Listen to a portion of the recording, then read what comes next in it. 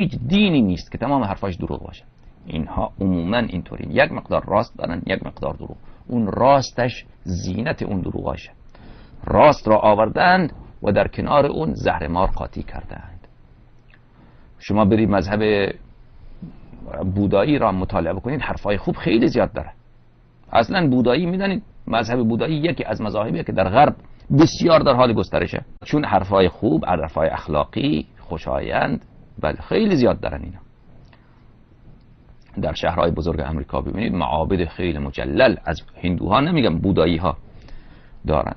و بله غربی ها رو ببینید میرن تبت، میرن خدمت شما عرض کنم که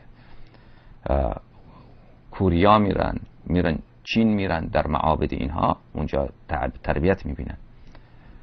خب این به خاطر چیه؟ به خاطر یک سلسله حرفای خوب داره. خب در کنارش خیلی از حرفای باطل هم داره، حرفای نادرست هم داره.